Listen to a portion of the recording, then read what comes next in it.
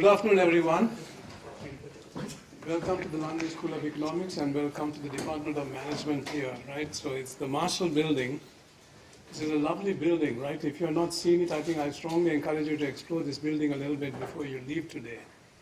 But in the meantime, so my name is Naufal Will Qasim and I'm the director of the LSE South Asia Center, and I wish to extend a warm welcome to you for this afternoon's event on the 75th anniversary of the Indian Constitution. The year 2025 marks the 75th anniversary of the adoption of the Indian Constitution, and we at the LSE South Asia Center plan to organize a series of events to commemorate that. And today we set the ball rolling by collaborating with the law school for this discussion on Guarantor institution, constitutions in a comparative perspective within South Asia, with experts from Bangladesh, India, Pakistan and Sri Lanka. They're online, some of them are online, and so you'll see them in a minute. In my opening remarks, I will just focus very briefly on the historical connection between the LSE and the Indian Constitution. So if you look at the Indian Constitution, often celebrated as a monumental achievement in legal and political history, stands as a testament to the synthesis of diverse ideologies, legal framework and visionary leadership. While its development was a collaborative effort involved in numerous Indian leaders and legal scholars, the role of global academic institutions, particularly the LSE, in shaping its foundation principle deserves special recognition. The LSE, along with other academic institutions, are key contributors to Indian Constitution, emphasizing the intellectual and ideological framework they acquired during their time in London. So LSE has long been a beacon of intellectual thought, progressive ideas and critical thought. Founded in 1895, the institution gained prominence for its emphasis on social sciences and law, attracting students from across the globe. Among them were several Indian leaders who played a pivotal role in drafting and shaping the Indian Constitution. Among them were the first guy, one of the critical persons who was associated with the LSE is Dr. Ambedkar, often referred to the principal architect of the Indian Constitution. Ambedkar's time at LSE, where he earned a doctorate in economics, was instrumental in refining his understanding of governance, social justice, and economic planning.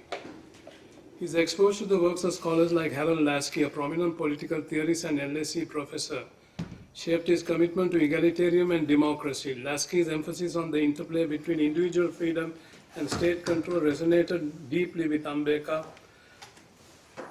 a lot of which he found incorporated into the Constitution, particularly his focus on fundamental rights and social justice. While Ambedkar's contributions are well documented, he was not the only Indian leader influenced by the LSE. There is K.T. Shah, another figure in the Constituent Assembly and a staunch advocate of socialism who also studied at LSE. Graduating in economics in 1933, Shah's proposal of economic planning and his push for incorporating social principles into the Constitution reflected his grounding in London. Even leaders who didn't actually participate in drafting the Constitution, such as Jawaharlal Nehru, India's first Prime Minister, were influenced by the LSE's intellectual milieu. While Nehru was not formally an LSE student, while studying in London to get his barristers at the Inner Temple, he was heavily influenced by the work of Harold Lasky. And there is a famous story that goes around that in the first cabinet meeting of the Indian government, when they had an empty chair and then somebody asked, "For whom is that empty chair?" And then Nehru replied, "That's for Harold Lasky, because without him, we wouldn't be here." LSE was not just an institution of learning, but a crucible of global ideas. The interwar period during which many Indian leaders studied at LSE was marked by debates over colonialism, socialism, and self-determination. For Indian students, this environment offered an opportunity to critique British imperial policies while simultaneously engaging with Western intellectual tradition. As one astute observer put it, while Oxford and Cambridge trained those who ran the empire, LSE trained those who were, particularly Professor Harold Lasky, trained those who challenged the empire. People like Jomo Kenyatta of Kenya, and in my own country of birth in Ceylon, as it was then called, we had Dr. N.M. Pereira and Mr. Leslie Gunawardena, who were at the forefront of the anti-colonial movement. The Indian Constitution reflects this cross-pollination of ideas, blending British parliamentary principles, American federalism, and uniquely Indian socio-economic priorities. Institutions like the LSE provided a platform for Indian leaders like V.K. Krishna Menon from India to study those diverse systems, analyze their merits, and adapt them to the Indian Constitution. The influence of LSE and similar institutions is evident in the Indian Constitution emphasis on social justice, individual rights, and economic planning. Amdeka's insistence on affirmative action and protection for marginalized communities, for example, can be traced back to his academic pursuit and personal experience with systematic discrimination while living in London. Similarly, Shah's advocate of state-led economic reforms highlight the ideological underpinning of LSE. The Indian Constitution, as envisaged by its founders, is to be a living document adapting to the needs of a diverse and dynamic society. By examining the connection between LSE and alumni like Ambek and Shah, we are reminded of the enduring relationship between education, leadership, and nation building. But the main pertinent issue today is not whether the leaders of India who followed them actually have lived up to these ideals and traditions of those who founded the Constitution. And that's what we'll focus on the debate today. And we'll hear from the others about whether these people have actually lived up to the founding ideals of those who founded the Indian Constitution. And there are some issues that actually have to be addressed there. And that's what our discussion will focus on today. Thank you very much. And I welcome now Niranjan, who will then introduce our panel and then take it from there. All right? Thank you very much.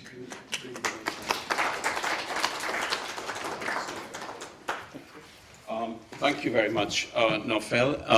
Good afternoon. My name is Nilanjan Sarkar, and I'm the Deputy Director of the LSE South Asia Centre. Before I begin to speak, which will be very brief, we're just going to bring in Dinesha Samararatna, who's joining us from Sri Lanka, and Sarah Hussain, who will join us shortly from Dhaka.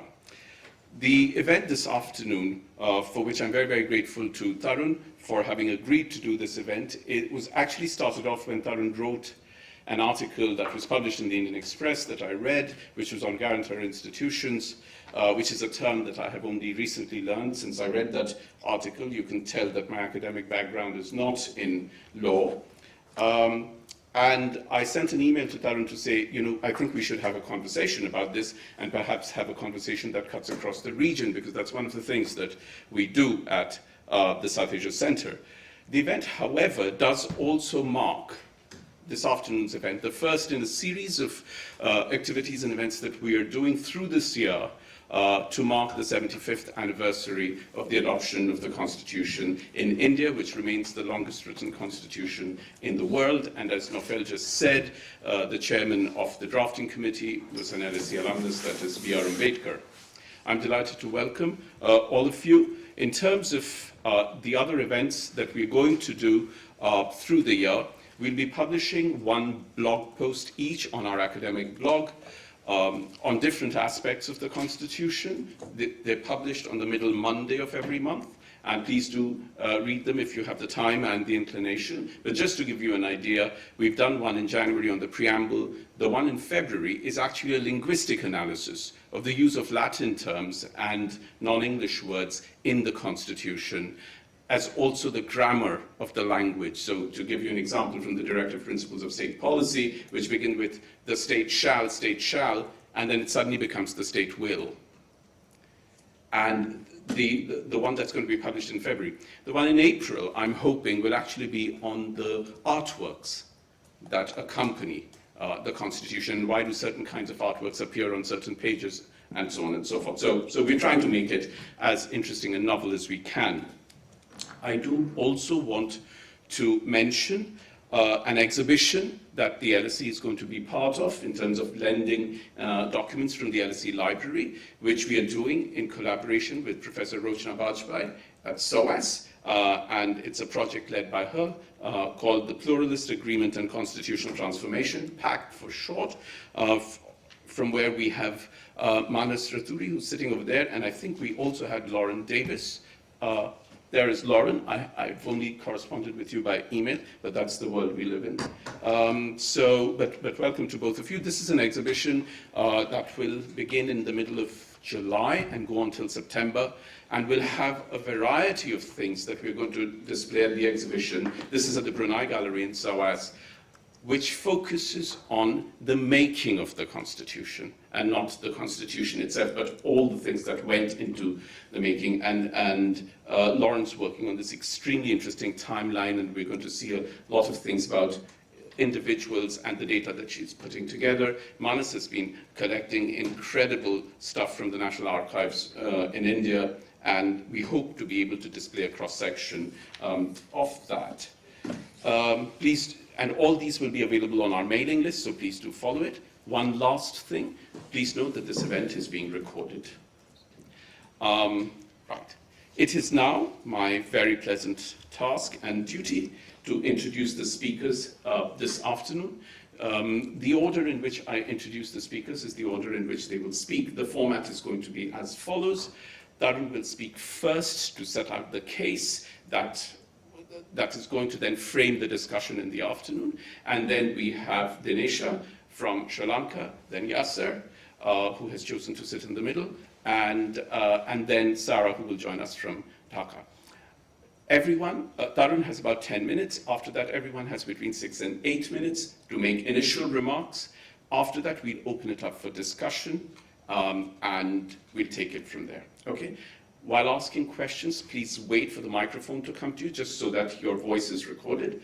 And please mention your name if you would like to, but you should know that at LSE you have the right to ask a question without mentioning your name as well.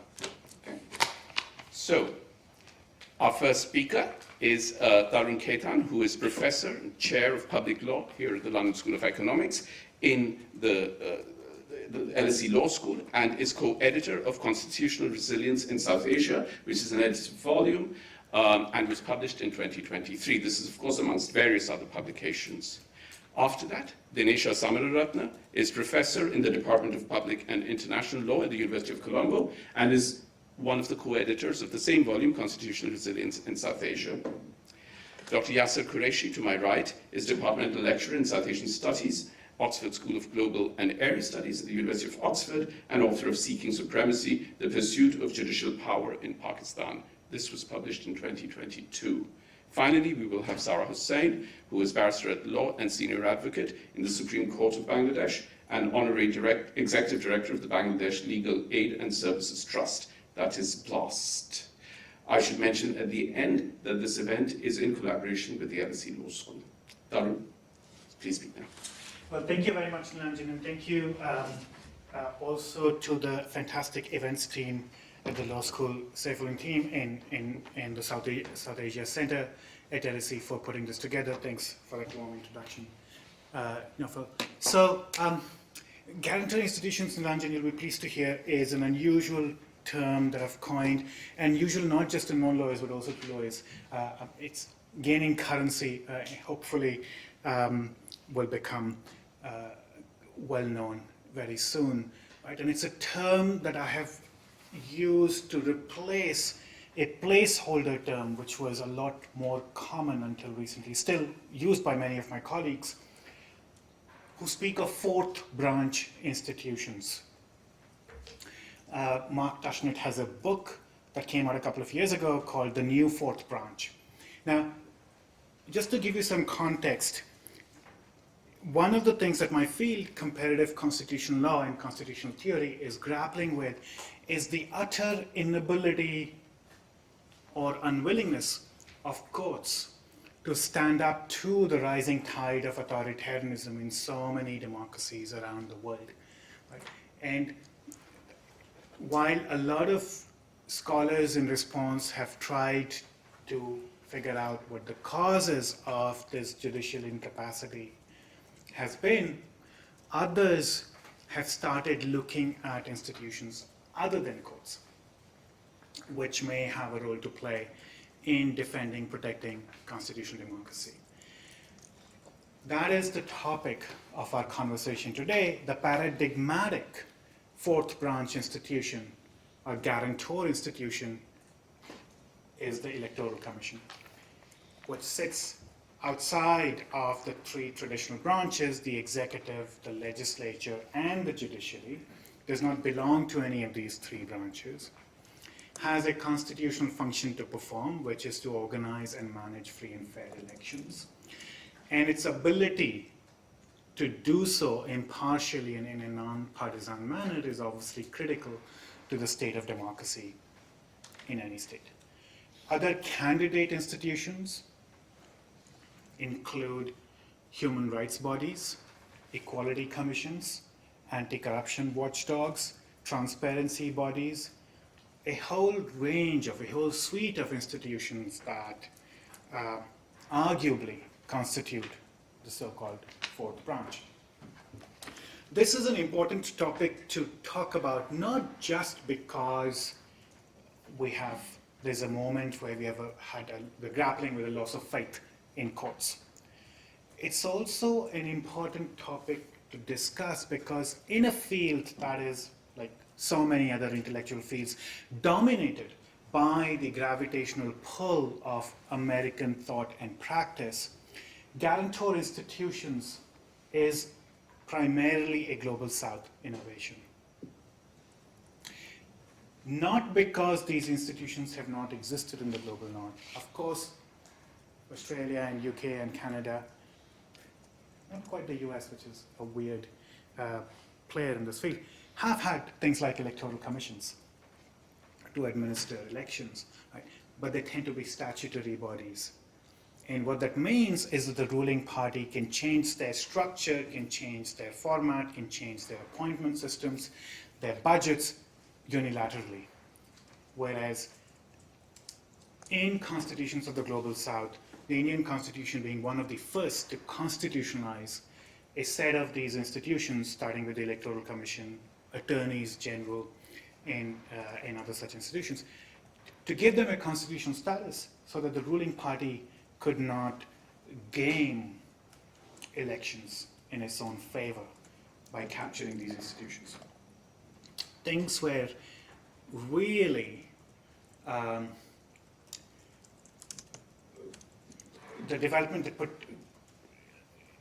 extra light and focus on this development was South African Constitution of the 1990s, where South Africa devoted an entire chapter of its constitution, Chapter 9, to institutions to protect constitutional democracy.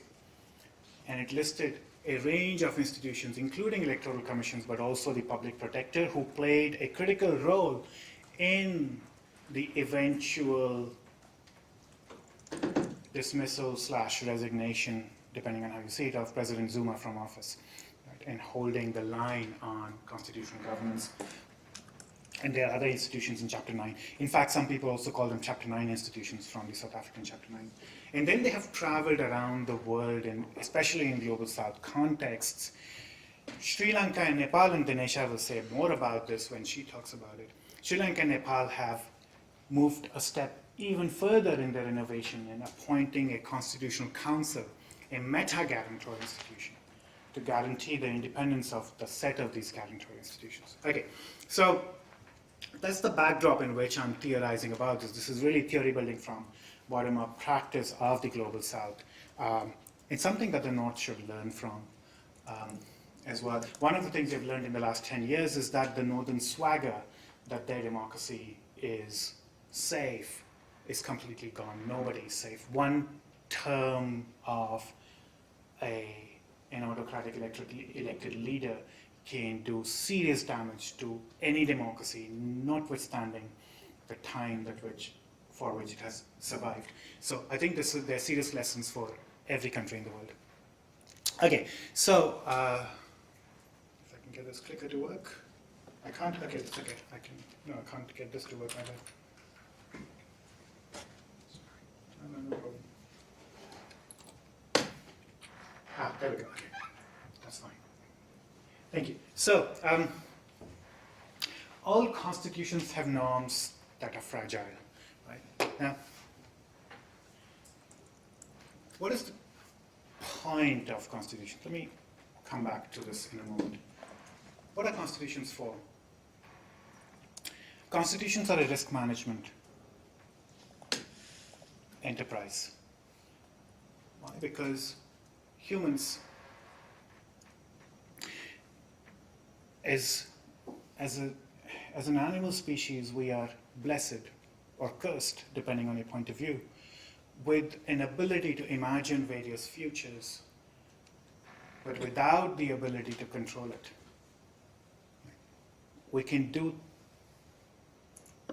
things to influence it, to mitigate risks, like saving in a pension spot, or saving for a child's education, and so on. Right? And constitutions are also similar risk mitigation documents for polities that decide on certain values that they want to endure over a long period of time, but don't trust their future selves. Constitutionalize them in the hope that these norms, these values will endure. So, given that task, the fragility of certain norms really matters. And what are these fragile norms? So there's certain norms that constitutions want to protect, which are both very attractive to powerful actors who want to breach them, because these norms get in the way of power, and where these actors also have the will to do it. I mean, both the ability and the will. That is what makes a norm fragile. So to give you an example, if every state typically has an interest in maintaining law and order, right? But maintenance of law and order is not a fragile norm. Usually, especially in a very weak state with very little state capacity, but usually states with reasonable degrees of state capacity have enough police power that they both have the ability and the will, as a state which wants to have a monopoly over force, to maintain law and order. So it's not a fragile norm, because powerful actors want to maintain that norm and have the ability to maintain that norm. But other norms are not of the same character. Some norms are norms that powerful actors have both the will and the ability to breach. One of those norms is free and fair elections. Why? Because democracies are inherently fragile. It's a system of government where the most powerful actor in the polity, which is the ruling party, has to commit to voluntarily give up power. So I'm surprised by how many times democracy has actually worked rather than when it does not work. Right? The most powerful actor is supposed to voluntarily, peacefully hand over power to somebody else. Right? So it's an inherently fragile norm. And of course the ruling party, given the nature of power in wanting to endure and to expand, of course the ruling party wants to capture institutions that get in the way of its entrenchment of its own power. Right? Hence democracy is one of the fragile norms. Probity is another fragile norm, right? Power likes to convert itself. Political power seeks to attract economic power. Of course, when you have political power, you will seek to also enrich yourself through corruption, right? So probity is another fragile norm. There are a whole host of fragile norms. Media independence is another fragile norm, right? Norms that power does not like. And some of these norms are norms that constitutions are trying to entrench through guarantor institutions. And because these norms can't be trusted with the ruling party, why can't these norms be trusted with the ruling party? Because the ruling party has usually an interest in breaching these norms, and courts typically lack the ability to defend these norms adequately. Why? Because courts are expressive institutions. Courts function by giving judgments. Courts cannot count ballots. Courts cannot organize a big public works program. Courts cannot build bridges. I'm sure when we come to Sarah's presentation, we will learn about how Bangladesh did try to get courts to do electoral management and that story, right? But so sure, courts can do it, but they have to begin to look a lot like an executive office if they are to do these things. They stop looking like courts, and there are costs to pay, right? So therefore, constitutions have been organizing these tailor-made, specific guarantors for specific norms to protect these fragile constitutional norms. And that is the idea of guarantor institutions. There's a lot of design work going on. This is a hot topic in every single South Asian jurisdiction at the moment, right? Because ruling parties in each of these jurisdictions, as we will hear shortly, are attacking these institutions, and the opposition is trying to defend them. I will just end with a very quick Indian footnote to this conceptual story, which is that the Indian Constitution although it constitutionalized the election commission, it left the task of determining its manner of appointments, how the election commissioners are appointed to Parliament. And so the President shall appoint the commissioners based on the process that Parliament will determine, right? And this was the formula the Constitution used throughout for all the constitutional guarantors. And the constitutional hope was that Parliament will come up with a mechanism. Constitutions don't want to be too detailed, they have too much to do. It left it for Parliament to come up with a system which will ensure that the electoral commissioners are not partisan players. They're not trying to help the ruling party. Broadly, Parliament did not do that in India. Right? For 70 odd years, 65 odd years, it did not do that. But there was more or less a working convention that the ruling party will nominate non-partisan bureaucrats to man the election commission. There have been a few exceptions, but when there were exceptions, they were politically deeply contested, and the exceptions were few, especially since the 90s, since the days of T.N. Session, who was this very charismatic electoral commissioner who drew a line about the independence of the commission. Right? That changed in the last 10 years with overtly partisan officers being appointed as electoral commissioners. That is when the Indian Supreme Court steps in to defend the independence of the Election Commission in India in a case delivered in 2003 called Baranwal, where the court said that because Parliament has not made a law, and because the Constitution expected these appointments to be impartial, we will frame guidelines about how the appointments have to happen until Parliament makes a law. And the court said that electoral commissioners can only be appointed by a committee of 3 individuals: the Prime Minister, the Leader of the Opposition, and the Chief Justice of India. Right? And the idea was that the partisan balance in the appointments committee will result in non-partisan appointments. Right? Of course, having waited for 68 odd years, Parliament springs into action soon after the judgment, overturns it by enacting a statute which specifies a completely different, well, not completely, slightly different appointment process, but this difference makes all the difference. Right? So the new committee under the parliamentary statute today requires appointments to be made by a committee of the Prime Minister, the Leader of the Opposition, and, instead of the Chief Justice, another governmental minister, giving the government a 2-to-1 majority in the committee and ensuring that the ruling party will get. This judgment is under challenge today, and we'll see what the court does, whether the court has the capacity to do this. But I think I will stop there because I know there are lots of other presentations, but the 3 design elements that tend to be important in this field, which is ensuring the expertise of the guarantors, ensuring their independence from actors who have an interest in breaching that norm. Typically the ruling party, but not necessarily. A media freedom guarantor also needs to be independent from big capital. Right? So the actors who want to breach the norm can change, but they also need to be accountable to multi-partisan bodies when they're not performing their function, when they're being incompetent. They need to be held to task. So they're not quite like judges whose accountability is entirely discursive. But anyway, I will stop there and hand over, I believe, to Dinesh. Thank you. Thank you very much, Tarun. Before I invite Dinesha to speak, can we just quickly welcome Sarah? Sarah, I just wanted to check if you can hear us. I can hear and kind of see you. Yeah. Ah, great. Thank you very much. And thanks for joining. We'll come to you in a moment.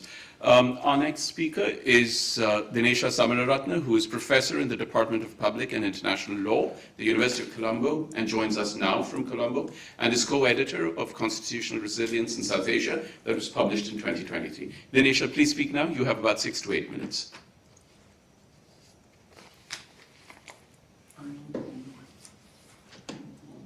Thank you, Nilanjan, and also South Asia Center of LSE for the invitation. I'll keep my remarks very brief. Nilanjan, I must say I might need a little bit more than 8 minutes, but I won't take too long. I must also say, in the interest of full disclosure, that I am also a sitting member of the Constitutional Council of Sri Lanka, but of course, today I'm speaking in my academic capacity. So in the next few minutes or so, I want to suggest to you that Sri Lanka's experience with guarantor institutions and the meta-guarantor institution that Tarun just described carries valuable insights about constitutionalism, separation of powers, institutional design, and constitutional resilience. So I will limit my remarks to Sri Lanka's meta-guarantor institution, the Constitutional Council, although the points I make, I think, are easily extendable to the story of Sri Lanka's guarantor institutions as well. None of the points that I make today should be construed as a defense of these institutions, but rather as an invitation to consider these developments while fully mindful of the vulnerabilities and risks involved. The first point that I want to make is that the Constitutional Council was very much a local response to a local problem and also has been viewed that way in Sri Lanka. However, this model has been inspired by developments in Nepal and resonates with similar developments in the Seychelles, Fiji, and South Africa. Secondly, the very localized nature of this constitutional development has meant that this council is indeed a unique creature. And it is slowly but surely also impacting the doctrine of separation of powers as it has been understood thus far, and therefore is also changing, I think, the normative understanding we have of the fundamental structure of the state. Third, the unique character and very newness of this constitutional body has predictably made it vulnerable to a whole range of political and constitutional attacks. In Sri Lanka, due to its own story of a dynamic democracy, the Council has nevertheless steered through turbulent political waters to generate a story of how constitutional resilience may be developed through stealth by a constitutional institution. Now, before I expand more on these points, let me briefly describe this meta-guarantor institution to you and its responsibilities. The Constitutional Council is a multi-partisan body with civil society representation. The current version comprises 3 ex officio members and 7 members appointed by the President. The 3 ex officio members are the Speaker of the Parliament, the Prime Minister, and the Leader of the Opposition. The Speaker is the Chair of the Council. Of the other 7 members, 4 are members of Parliament. The President and the Leader of the Opposition nominate 1 member of Parliament each. The government and the Opposition nominate 1 member each. And the minority political parties not represented in these nominations nominate 1 member. The 3 remaining members are not members of Parliament and are appointed on the basis of their independence, expertise, and standing in society. They are nominated by the Speaker by agreement between the Prime Minister and the Leader of the Opposition, approved by Parliament, and then, of course, appointed by the President. Now, this Council is vested with the responsibility of approving or disapproving nominations made by the President to constitutional high office, including to the appellate judiciary. And the Council recommends persons to the President to be appointed to constitutional commissions such as the Elections Commission, and the Council is further involved in appointments to several other legislative bodies. Approximately 145 individuals are nominated or appointed this way in Sri Lanka. Now, this is an institution which has had a checkered history of over 3 decades. So with that, let me just turn to my first point.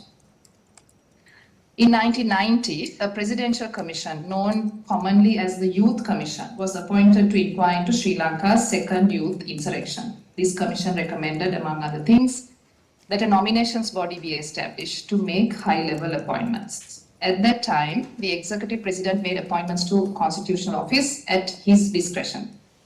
The Youth Commission noted that the youth took up arms, at least in part, due to a loss of confidence in public institutions, and made this recommendation with a view to depoliticizing appointments to high office. 10 years later, the then president formed a coalition government which involved a commitment to establishing Sri Lanka's first constitutional council under the 17th Amendment in 2001. By this time, constitutional and legislative commissions too were being set up in Sri Lanka. Now, I have described the constitutional amendments that unfolded since this amendment as constitutional ping pong. The council was discontinued from about 2005, repealed in 2010, reintroduced in 2015, repealed and brought back in 2022. Each time the council was brought in, it was brought back with a strong demand by civil society. Each time the council was repealed, it was repealed by a government that controlled almost 2/3 of parliament. Now, there is some evidence to suggest that in establishing this council, Sri Lanka was inspired by developments in Nepal. Nepal introduced its council in 1990. Interestingly, in Seychelles, a meta-guarantor institution of a very different type was established in 1993, named the Constitutional Appointments Authority. In 1996, as Tarun already mentioned, the new South African Constitution established what they describe as Chapter 9s. In 1997, a Constitutional Officers Commission was established in Fiji. These are examples of comparable developments taking place in jurisdictions in the Global South, which were responding to significant moments of democratization or re-democratization in their own domestic context.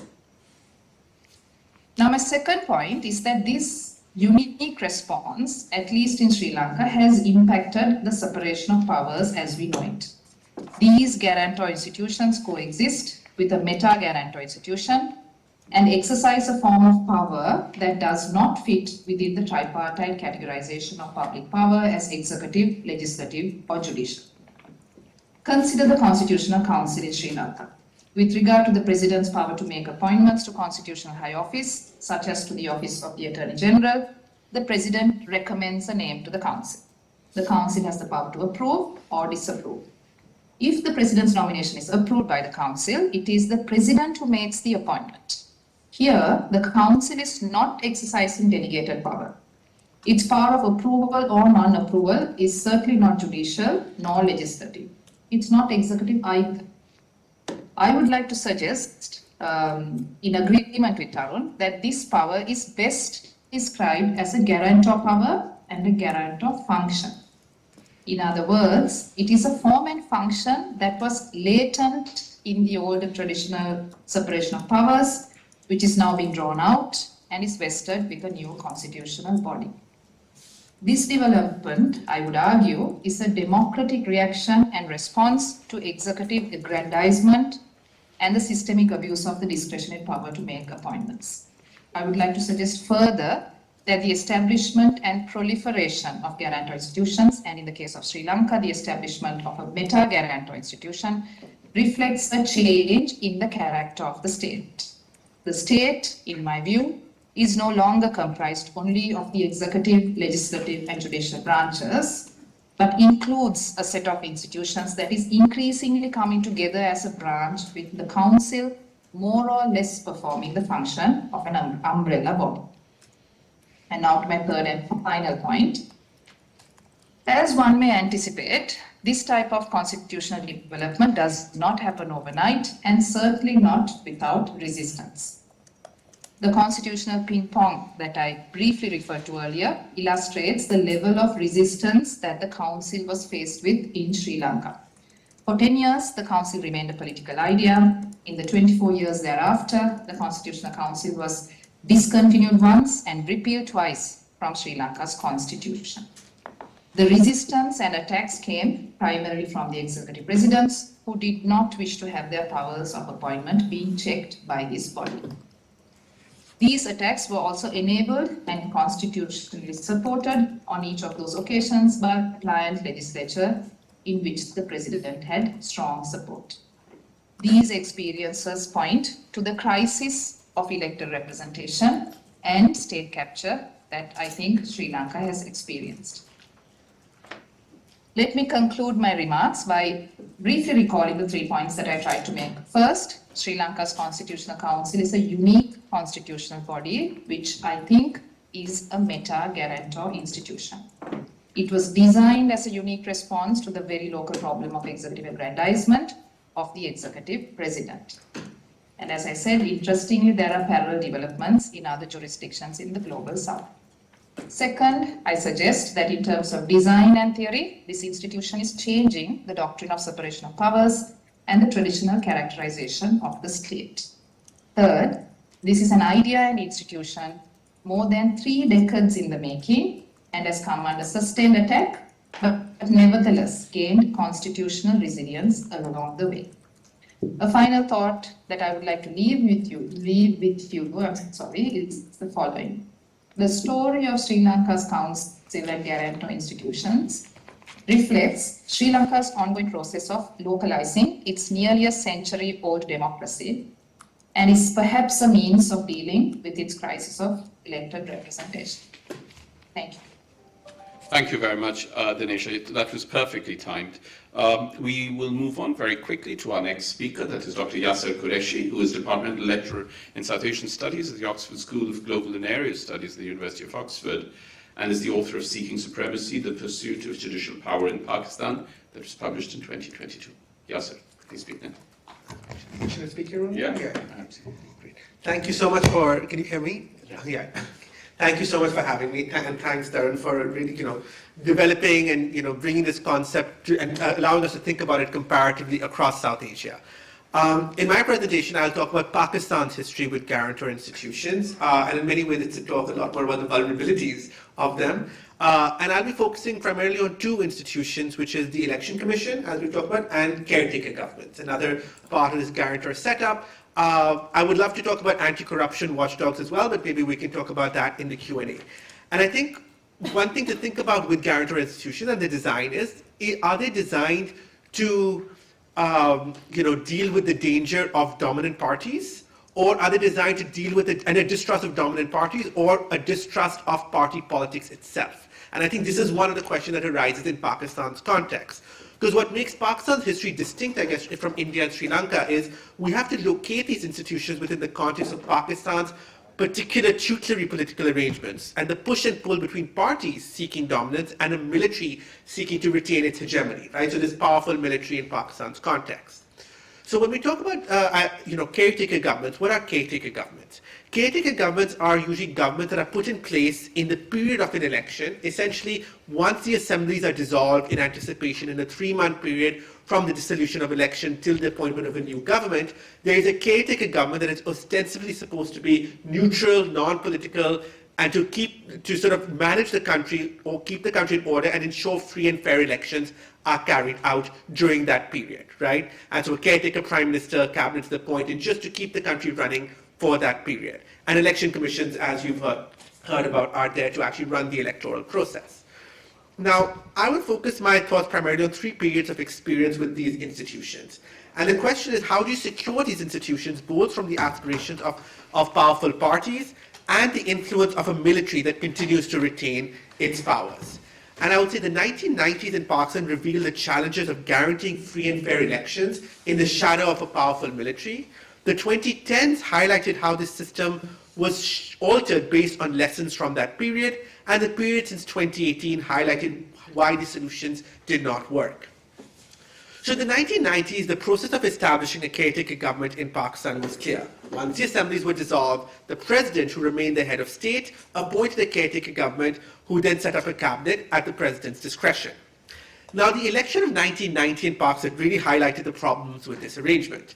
The president of the time, Ghulam Ishaq Khan, was a close affiliate of the military and a close friend. And when he dissolved the government at that time of the Pakistan People's Party, it was done because the military had fallen out with the People's Party, and thus he, in agreement with them, dissolved the government, right? And the caretaker government he set up was run by the caretaker prime minister, was Ghulam Mustafa Jattoi, who was the leader of an alliance of opposition parties against the Pakistan People's Party. As caretaker prime minister there to ensure free and fair elections, he routinely made speeches on public television calling for people not to vote for the People's Party, launched corruption investigations against the People's Party, and even arrested the party leaders. So this shows you where things can go very wrong when you give this much discretion to a president who has an alliance with the military. And indeed, caretaker governments established by presidents who had these close ties with the military in Pakistan ultimately ended up being vehicles for the military to manage electoral outcomes as they chose during the 1990s. And this was a particularly bruising experience for the primary aspirants to political power in this period, the People's Party and the PMLN. So now, after a period of military rule in the 2000s, in 2008, when these two parties came again and civilian electoral democracy returned, these parties recognized the importance of they learned their lessons from that period. And sort of the understanding, the consensus that emerged between the two parties was that we need a set of rules and safeguards by which we can make sure we can, in a bipartisan way, through Parliament, select and appoint and strengthen these guarantor institutions such that they will not be used and misused against us, right? That was sort of the understanding. So if we come to agreements on who gets to run them, who's appointed, how they run, then we can prevent the military from making those calls for us and setting the rules in which we have to operate. And so in this context, we see some very important legislative and constitutional achievements. The 18th Amendment, the 20th Amendment, the 22nd Amendment, and the Election Act, all coming in this period of legislative change. And so the 18th, 20th, and 22nd Amendment were all designed around appointments of the Chief Election Commissioner, of the caretaker government, and they were designed to create a system, like in India, where the leader of the parliament, government, and the leader of the opposition would, with a parliamentary committee, decide who gets to be Chief Election Commissioner, who gets to be caretaker prime minister, who gets to be the other commissioners and members of those governments, and really come to bipartisan agreement on who gets to play these roles.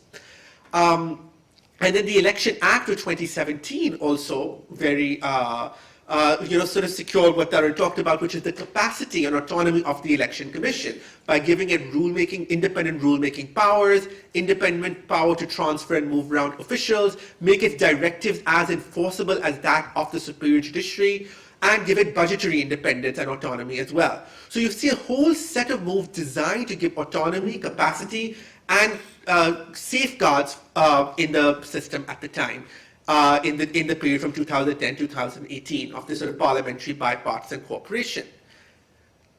Interestingly though, and that's when we come to the period after that, what follows from there are two of the most engineered and rigged elections that Pakistan has seen in recent history in 2018 and 2024. And so the question is, how did we get from all these safeguards to this kind of rigging and electoral engineering? And this is the challenge with when you deal with formal parties, formal arrangements, and how they fit onto informal changes and fluctuations in de facto power. So the military in 2018, 2017, frustrated by this two-party consensus, launched a third party, the Pakistan Tehreek-e-Insaf, at that time led by Imran Khan, to kind of break this two-party consensus. Imran Khan ran on a campaign of anti-corruption populism, and this is where, and I would love to talk about this later, the anti-corruption institutions of the system, the anti-corruption watchdog, the Supreme Court, they intervened to essentially disqualify and delegitimize the PPP and PMLN through various anti-corruption cases, etc., and undermine their electoral prospects, and essentially set up the PTI for electoral victory at that time. So the work that the army wasn't able to do through the caretaker government and election commission directly, it was able to do to tilt the electoral playing field through the anti-corruption institutions, where it was still able to retain alliances and influences. Then we come to 2024. Now 2024 is, well, last year, and in many ways is one of the most engineered elections Pakistan has seen. Now what happens is the military falls out with the PTI and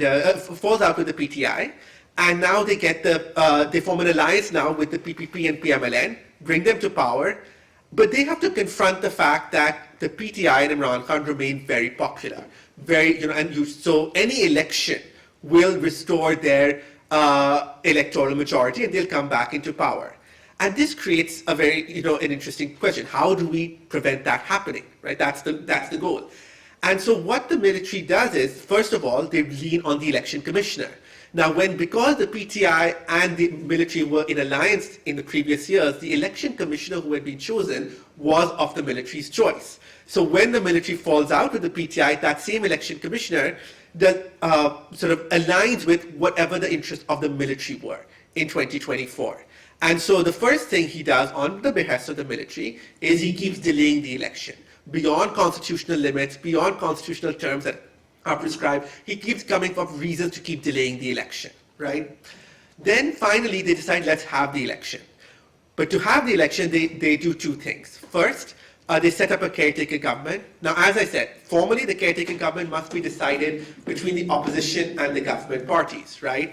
However, at this time, the PTI, being now the party in opposition, was boycotting Parliament, except for one member of the PTI who had been selected from the military and sort of defected to the military to stay in Parliament as a as a leader of the opposition. So it was a one-man opposition. And that one-man opposition essentially reflected the interests of the military. So he said, this is the person we think we should be caretaker prime minister. The government agreed. And so the military got to handpick, through this system of bipartisan contestation, the caretaker prime minister of their choice. The caretaker government then oversaw a campaign of widespread repression. The Election Commission, most famously, using the Election Act I talked about that was meant to be, sort of empower the Election Commission, use a stringent interpretation of it to essentially take away the party symbol from PTI, so that all members of PTI had to run in the election without a party symbol as independents and still contest that election, right? So you can see how the electoral playing field was tilted decisively against PTI, and those electoral rules of consultation, etc., that were in rulemaking were used thanks to informal power against one party in favor of the military and the parties aligned with the military. And what this did then was ultimately, when the PTI still did well in the election, the Election Commission continued to find ways to ultimately ensure that even with their unexpected success in the election, the PTI still could not sit in Parliament as members of Parliament. So what this system, and the Supreme Court has tried to now in jurisprudence push back against some of the excesses of the Election Commission without much success. And we can talk about that in the Q&A. But I think the basic point here is that what does this tell us about how to design guarantor institutions in this context, where the push and pull is not just between political parties, but also between political parties and the military. And the fact that the military, even when it's not in power, is still a permanent part of the state and permanently maintains influence over the bureaucrats, the administrators, who ultimately have to still man things like the caretaker government, things like the Election Commission, the returning officers, the election tribunals. All of these critical parts of the working infrastructure of elections still requires state bureaucrats, still requires people employed from the state, in a state where the military continues to remain embedded and influential. How do you safeguard the process of elections then? How do you build formal protections against the military's ability to influence political outcomes then? What formal rules can we use in that case? And so what kind of formal rules can we come up with to ensure free and fair elections in Pakistan? We certainly don't have the answer, but it'd be an interesting puzzle for us all to think about in that distinct political context. Thank you. Thank you very much, Yasser. It's when people speak at this speed that you want to say, shall we just ask you to do this whole thing all over again, just so we can follow the first part? But thank you very much for sticking. If it doesn't mean that nobody You're followed you're very welcome to say some of the. I followed it also because I've read your book, but just in case people don't follow especially the initial parts, then I'm sure we can go over it again. Equally important is the fact that Yasser left it with you to solve the puzzle of what can be done in Pakistan, which is probably our next speaker, our final speaker, is Sarah Hussain, and Sarah is barrister at law and senior advocate in the Supreme Court of Bangladesh. She's going to join us from Dhaka, and honorary executive director of the Bangladesh Legal Aid and Services Trust, known more popularly as BLAST. So Sarah, just give me a minute. I'm going to bring you to the screen, and then you can speak.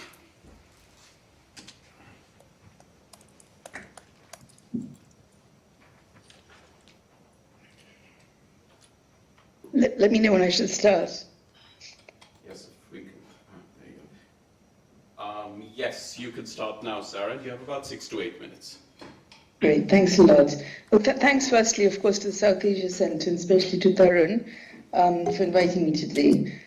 I've just come back from a discussion at the Supreme Court Bar Association around the prospects of setting up a truth, justice, and instead of the word reconciliation, harmony commission.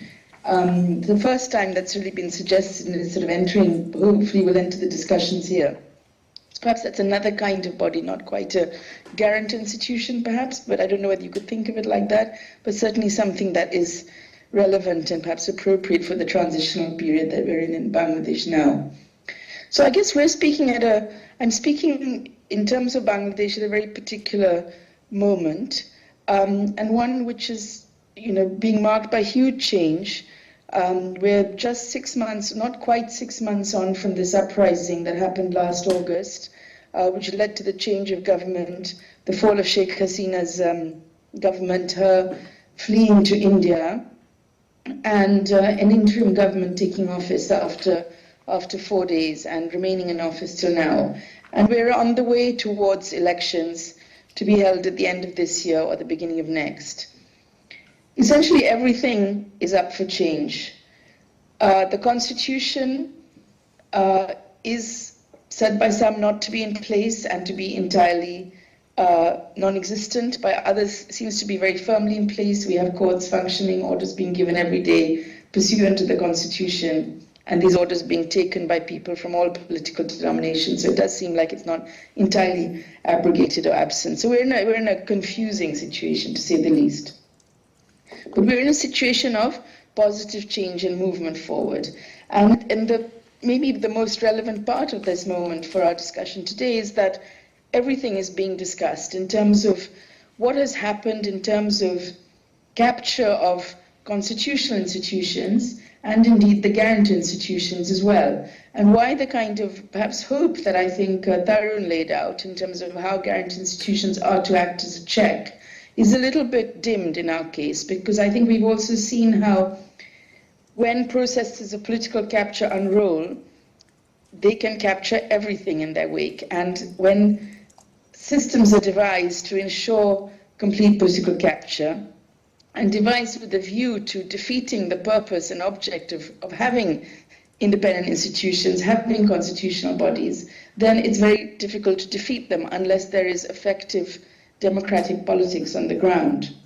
So I think I'm going to just take a couple of minutes to lay out the context within which we're speaking, because I think it's very important to understand that, and the value of this kind of conversation, where we can learn from each other, is the most if we understand our differences and our particularities. So we've had this massive political change, but it's come on the back of 15 years of the majority of which has been spent in complete destruction of democratic practices, both the politics and contested politics, but also just the central aspect of democratic politics of having free and fair elections. And the second main trigger for this change has been gross human rights violations. So for the worst atrocities that Bangladesh has seen since the genocide of 1971, the mass killings of perhaps up to 2,000 people, mass detentions and arrests of 20,000 or more people, torture, custodial ill treatment, and again on the back of 15 years, again, of gross human rights violations, including maybe 1,000 plus disappearances. So that's the reality in which we're speaking. And that's also a context in which we've seen the previous largest uprising preceded a military dictator, General Ershad. And on the back of that, in fact, we first saw again so the restoration of the constitution, restoration of electoral politics, and then 30 years on, we've seen this process that we're facing now. All of that has meant that there's a sense that systems don't work, and there's a kind of popular sense that it's the Constitution which is at fault, and the Constitution itself has to be somehow reformed. And right now we have a process of reform commissions, a number of reform commissions that are in place, including a Constitution Reform Commission, a Police Reform Commission, Judicial Reform, Anti-Corruption Reform, Labour Reform, Women's Affairs Reform Commissions, and various others. A Media Reform Commission, very significantly. Several of these have already reported, including the Constitution Reform Commission. And now Consensus Commission is due to work on all of the key priority reform agenda that emerged from parties. Interestingly, the guarantee institutions that were established in these intervening years, the Information Commission, for example, the Human Rights Commission, those two are not yet undergoing any kind of review or even seeing any kind of attention paid to them. The Anti-Corruption Commission is the only body, and of course the Electoral Commission, I forgot to mention the most important one, the Electoral Reform Commission. These two are being very much under consideration, and reform proposals are being generated on the back of them. And another critical body has also been set up, again dealing with these transitional issues now and about some of the gross human rights violations we face, which is a Commission on Disappearances. But these two omissions, I think I want to just highlight: Human Rights Commission, Information Commission, not clear when these will be functional again or what kind of attention is being paid to them. I think the reason for that perhaps is in part that the common, I think, the focus is on how to get through this transitional space back into effective democratic politics. How do we make that happen again? How do we make elections happen again? And for this, the issue of the caretaker, which we just heard about in the context of Pakistan, the issue about a caretaker government has been absolutely central. We had the caretaker government brought in by way of the Constitution, a constitutional amendment, the 13th Amendment back in 1996, brought in through demands by the then Awami League in opposition, challenging the failure of the then ruling party BNP to hold fair elections, holding a very desperately badly rigged election at that time. And on the back of that, this demand came, it succeeded, we had the constitutional amendment. And then paradoxically and bizarrely, we saw the Awami League then later on moving to have that caretaker government, have the caretaker provisions constitution. So they were removed, despite our having had 3 fair elections under caretaker governments, including the election of the Awami League back in 2009, and a landslide victory. After that 2009 victory, fought and won in an election held under a caretaker government, as I said, the Awami League moved to then undo the caretaker system and to hold elections under itself over the last 15 years, each one more farcical and absurd than the last, including the very last one we had in January of this year, where there wasn't even an effective opposition. There were independent or dummy candidates of the ruling party who stood in opposition to them, and all of you know what happened 6 months later. Now, in that context, we've now had a challenge to the 15th Amendment in court, and the High Court recently has struck down certain aspects of the 15th Amendment, in particular the provisions that deal with the removal of the caretaker government provisions. So they are in effect restored, pending, I suppose, a final decision by the Supreme Court and then possibly further amendments to come. So the caretaker seems to be back in place, or almost back in place. But what has been the effect of having had the caretaker government system? I think we do have a widespread consensus that we need to have it back in order to have fair elections take place. But I think people are also very cognizant of what were the challenges of having the caretaker there. The initial provisions for having a caretaker government were that the last retiring Chief Justice would be the head of the caretaker government. And what that meant was, of course, an impact on the entire judicial system, a race to obtain that position of being the last retiring Chief Justice. We know that many calculations are often made by people in these positions who will get to be Chief Justice, but it meant that not only was there a race to become Chief Justice, but also a race to effectively become the chief advisor of the next caretaker government. That had, as you can imagine, massive impacts on the judiciary. Huge impacts in terms of separation and independence, because the calculations for being, for playing that role changed completely in terms of the incentivization changed completely. And I think we saw that impact not only on the judiciary, but also the consequence that the calculations were made about appointments far down in the chain of the judicial hierarchy to see who would come out where in the system at what point, and that impacted the entire system, and the consequences were there for us to feel in terms of those who were trying to secure remedies and recourse in the legal system. So now those challenges may come back to haunt us again in the future. We'll have to see, but for the moment, I think the more urgent issues are to get fair elections underway, and for that it seems the consensus position is to have the caretaker government process restored as a very minimal change. The other changes that are under discussion, I'll wrap up in a minute, as I said, the two omissions are interesting to see, Information and Human Rights Commission. They seem critical. They've not played, at least the Human Rights Commission has not played, unfortunately, a significant role in the protection or promotion of human rights in Bangladesh over the years of its existence, with some exceptions regarding sort of more routine type of matters, not the gross human rights violations. It's particularly kind of signal failures in that respect perhaps mark the reason why there isn't a clamour for it to be restored at this moment, but I think it does need to be thought about how we would do that. The Information Commission has had some successes, but again is not coming back into place immediately. And I think those concerns are there, that why is it that the public in general doesn't see these as effective bodies? And because they underwent the same kind of political capture, and that's why some of what I heard from Dinesha and also Tarun, I think in terms of the processes of trying to ensure the independence of these bodies and their accountability.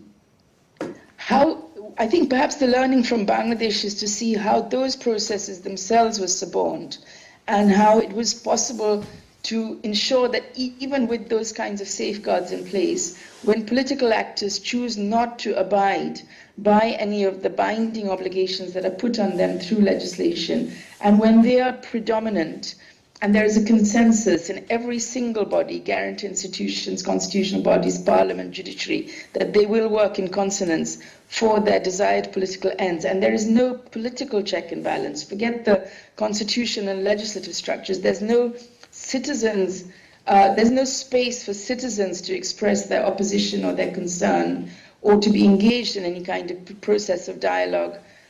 Or there's no political space, then it doesn't matter what you do in terms of institutional structures, nothing works anymore. So I think that's the position we are in now, of trying to see not only how do we design institutions with necessary safeguards, but how do we rebuild a political culture that allows for agreement, disagreement, discussion, debate. And that, I think, is a harder challenge, actually, to build a culture than to build an institution, perhaps.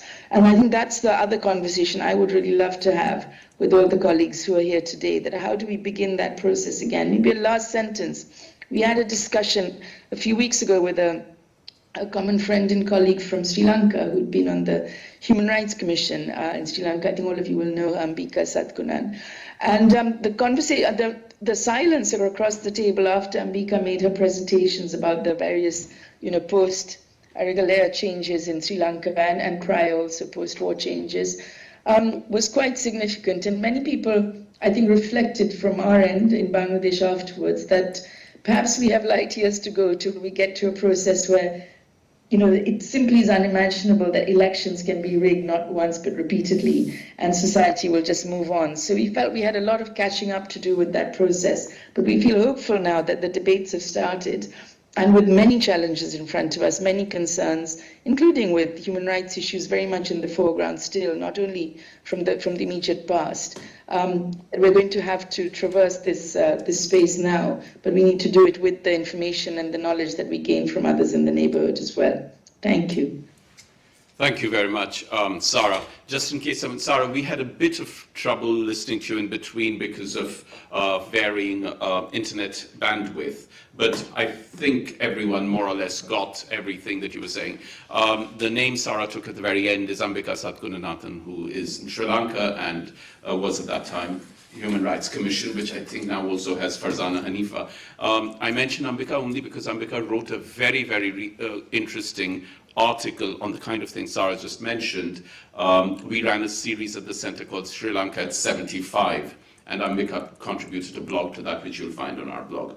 I also wanted to take this opportunity to say that next week, on the 5th of February, our center is doing an online event on 6 months of the interim government in Bangladesh, where Imtiaz Hussain and Amina Mohsin, the two professors of international relations, and the journalist and commentator David Bergman will speak, and Paul Staniland of the University of Chicago will be discussing. It's an online event. You can just send an email and register for it and join it from wherever. Right, so we've got to the end of all our speakers. Thank you very much to all our speakers. We're now going to have a discussion, and I think there are a couple of ways in which we can do it. Shall we start with the panelists responding to anything that any of the other panelists have said. That gives all of us a bit of time to articulate our questions, and then we can do the questions in rounds. We have 45 minutes, and then there is a prize at the end of 45 minutes in the form of drinks. Okay, great. Sarah and Dinesha, can I just check both of you can hear us? And you're both visible on the screen, so you can just switch your microphone on when you speak, with the exception that when one person is speaking, the other person needs to keep the microphone off, otherwise there'll be an echo in the recording. Thank you. So, Tarun, do you want to start? Sure, thanks, Nilanjan. So, You move the mic. yeah, I'll speak in the mic. I just want to pick up one point. This is fascinating and just so helpful and enlightening to hear from the neighborhood. And also, I mean, I started with complaining about the US hegemony in the field of comparative constitutional law, but there's also an Indian hegemony in constitutional and legal practice within South Asia, where India, to its own detriment, does not think it has anything to learn from the neighborhood, right? And I think there's so much experimentation, innovation happening in Sri Lanka, in Nepal, in Pakistan, in Bangladesh, that India absolutely should be looking at and learning from, rather than assuming that it has the best answers to everything. So just to footnote that at the start of my comment, which is, I want to pick up something. I think it came up in all the presentations, probably most strongly in Sarah's, but also in Yasser's, and maybe a little bit in Dinesha's,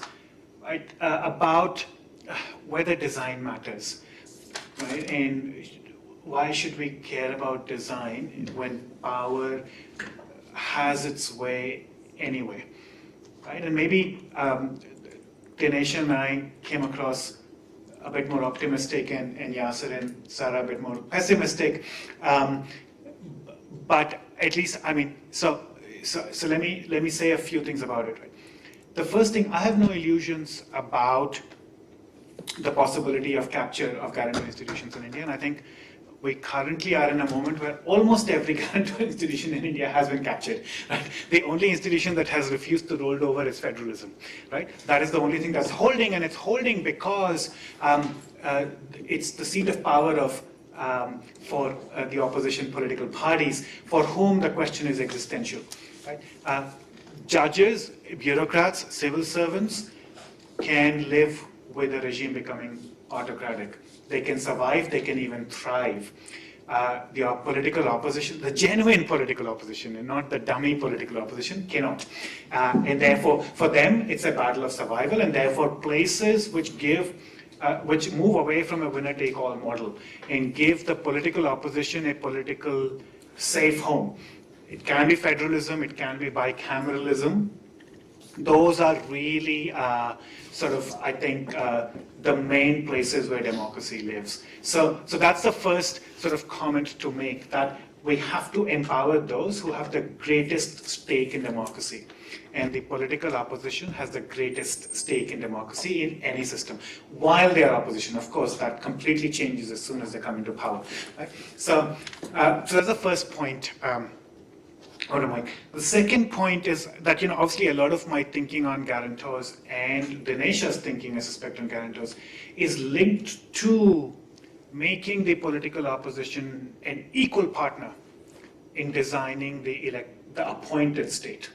Right? So my discipline has spent so much time worrying about the enormous power of unelected judges. Right? My colleagues have spent next to no time worrying about the complete absence of power given to elected representatives of the people, which, depending on the system you have the votes of anything between 30 to 70% of the population.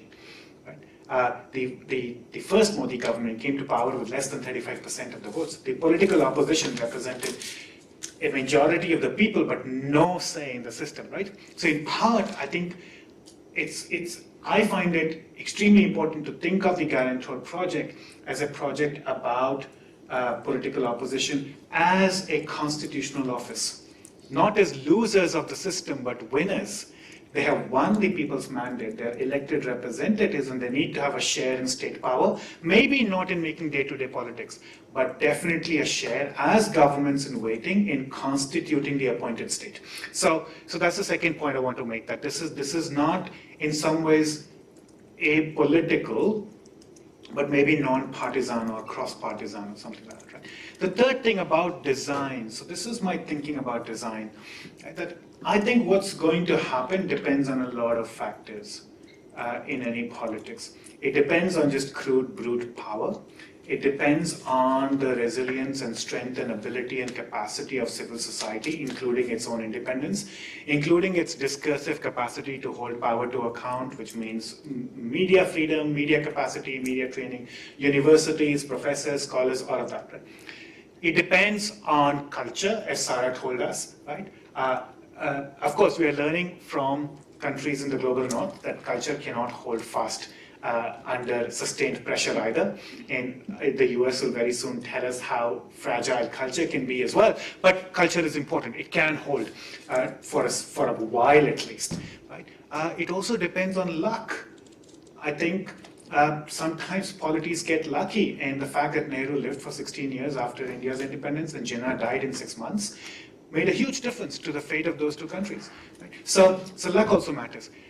My thinking about design is one of these many features that makes a difference. I think of design as roadblocks.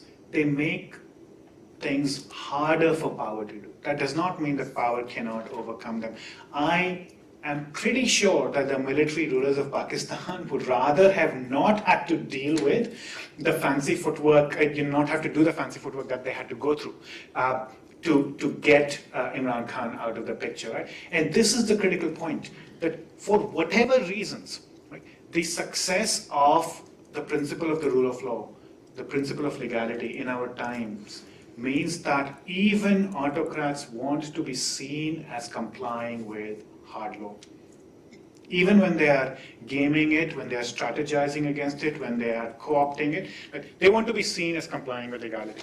And which means that they will do this fancy footwork to be seen as complying with legality. Of course, conventions, and cultural norms, they are too shameless to abide by. So that is my thinking about design. That first, design is in some ways the only factor that humans can plan and have any control over. We can't control luck. Culture we can try to create, but it's harder, and it's not a mutually exclusive thing. But design, and design can't be static either, because every time we come up with design, power will find a way to regulate it, to game it, right? So it's a constant battle, but if you keep fighting, right? So that's my sense, that I'm cautious about design. I'm not naive about design, but I think design is extremely important. An electoral commission which has given a genuine say to the opposition is harder to capture than an election commission where the opposition does not even have a formal say, right? Which is just much easier to capture. So that's my sense on design. And I had one final point, which was, yes, that Sarah will correct me if I'm wrong. I also think that the Constitution Reform Commission in Bangladesh has recommended that Bangladesh also adopt Sri Lanka and Nepal style constitutional councils. And it'll be interesting to see how that, if that happens, and how that happens. But there is also a South-South borrowing happening here, which is interesting to watch. Thank you. Shall we just quickly do a round, and Dinesha and Yasser, then you, and then Sarah, then you, have anything to say about this whole question of design? Yeah, shall we do that? Dinesha, would you like to come in and say something? Yes, sorry, my internet dropped when you were speaking to me. I'm just trying to see how I can put this into the few minutes that you've given me. So I agree that design can make a big difference. And I think I don't have any significant disagreements with what Tarun said. I'll just say this. In Sri Lanka's experience, the multi-partisan plus civil society model has worked really well in our conditions. I think having the opposition in the council has been very important, but because of the distrust we have of political parties and the crisis that we are experiencing in elected representation, if it was only multi-partisan, I'm not sure whether we would have had the sort of quote-unquote wins that we have seen so far. Having civil society and the way civil society members are nominated is also through a multi-partisan process has also been useful. And this may sound very strange, but text also matters. It's not just design. At times when there is inordinate political pressure and things get difficult, simply being able to interpret literal text in a particular way has also been useful. But I must hasten to add, this is all happening in a particular culture and a particular moment in Sri Lanka's history. So I just want to respond to some of the, I think, extremely significant questions that Sarah posed to us. Like I said, Sri Lanka's story of guarantor institutions is 40 plus years in the making, with many failures along the way. So if any jurisdiction is seeking to borrow and innovate, that has to be borne in mind. There were times when this was a story of absolute failure. So time matters as well. I think in addition to giving the opposition a significant role, tapping into our culture, also being willing to work with failure, thinking of perhaps a future time when there could be a success. I'll leave it at that for now. Thanks. Thank you, Dinesh. I'm sure we'll come back to you when you have more to say. Yes, sir. Thank you. I thought I'd use this time to repeat the first half. No. But hopefully, if any question or confusion about that, I'm happy to clarify. I completely agree with Tarun about the importance of design. I think what's interesting to think about is how we graph design to different political contexts and changing political contexts, right? And the example of Pakistan is one where a military learned to adapt, right? You came up with new rules in the 2010s and the military found a way to subvert them and exploit them then later on to their advantage by 2024.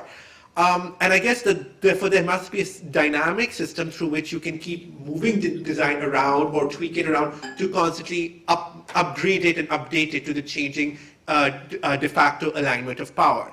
And I think that makes that period quite interesting in 2013 to 2018, right? So you have in Pakistan a political government that is an agreement that the leader of the government and leader of the opposition will come together and decide who will be the caretaker government, etc. All well and good. But what if you have a third party that has almost as many votes, right?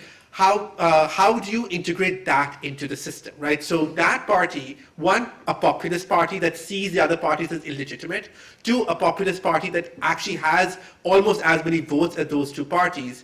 Can you give it a stake in that political process? Because if the leader of the opposition, the leader of the government are from two other parties, that party and that party's voters believe they have no stake in that selection process. So that's a challenge that was thrown up in the period pre-2018 to the design that had been developed for appointments, right? And I think that's the question, right? How do you, in this conversation, and I really like the phrase Sarah used about political checks and balances, essentially the biggest concern and the lesson that Pakistan has constantly seen is when politics is shaped around zero-sum equations, that either I'm in power or I'm arrested, either I'm in power or I'm totally excluded from power, etc., right? This sort of kill or be killed kind of approach to politics that you've seen in the rules then are not to be followed. You just do whatever it takes to stay in power.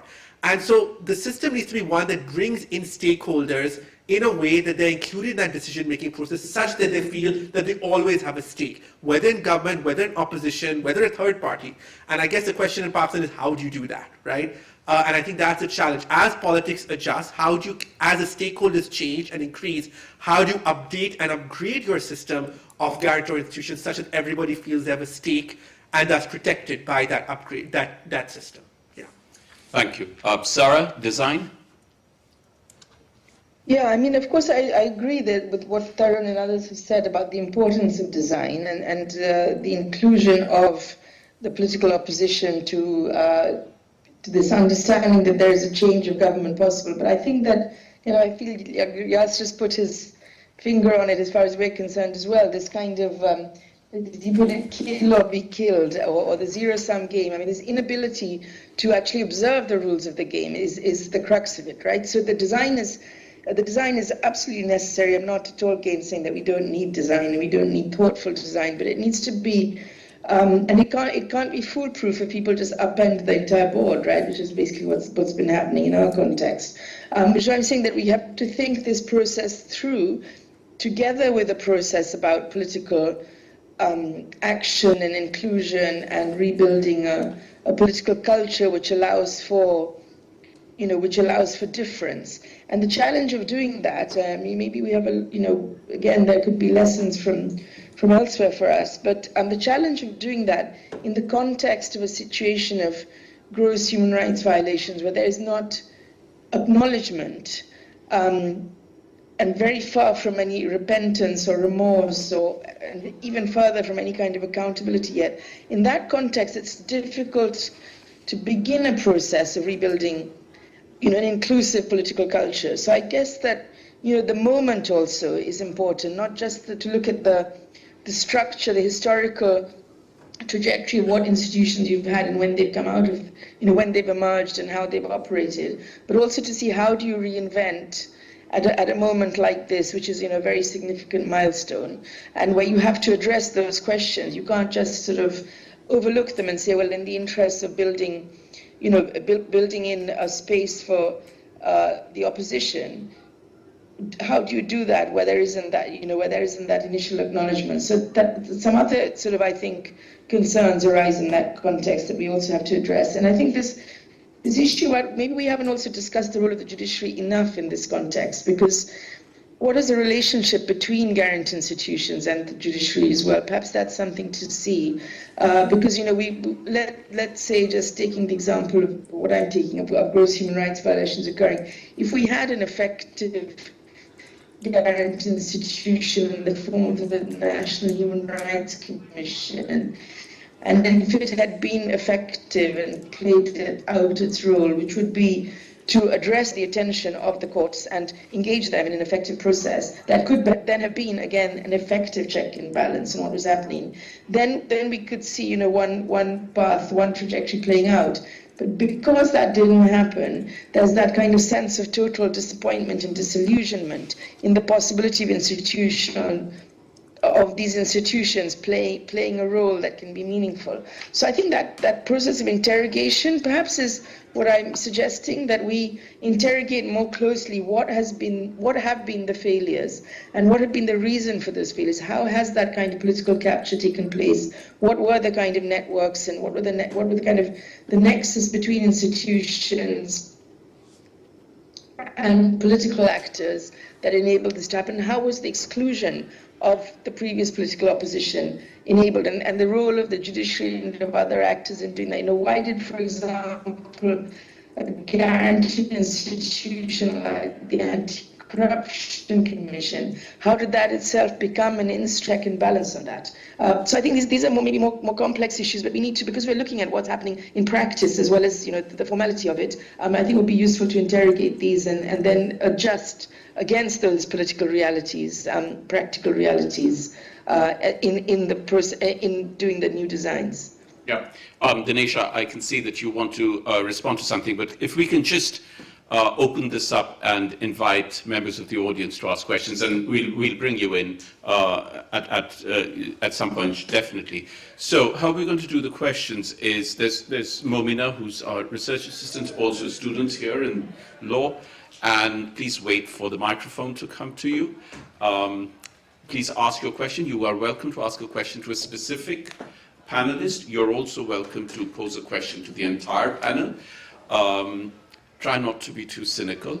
Because all the questions that are in my mind are so cynical, but that might be a mark of my age. And please mention your name and, if you would like, your institutional affiliation before you ask the question. You are, as I mentioned at the start, welcome to ask a question without identifying yourself, but please know that this event is being recorded. Right? Anyone? Questions? Okay, let's start with whoever is closest. Hi, Tyler Liskowicz, I'm a student at UCL. Wonderful presentation. I have a question really for anyone on the panel. Looking sort of at guarantor institutions and possibly in a sense of legal transplant, looking specifically at anti-corruption institutions, I'm wondering what anyone here thinks on sort of transplanting or putting some of these structures, these constitutional structures, in other regions. And I'm thinking in particular on Latin America, a region which has had major constitutional upheaval in the last 20 or so years. And even if you look more specifically at a country like El Salvador, which in the last 5 years alone has gone through major corruption changes. And then that's open to anyone. Okay, thank you. Anyone else? I have a comment. Sure. Just wait for the microphone to come. Well, thank you very much. My name is Chaloka Beani, Associate Professor in the Law Department, so I'm here to reinforce the presence of the Law Department in this discussion, or the law school, rather. But I speak from my experience in constitution making and constitutional design, principally as a member of the committee of experts that made the Constitution of Kenya. I was involved in Mozambique as well, and initial involvement was in Sri Lanka, ironically.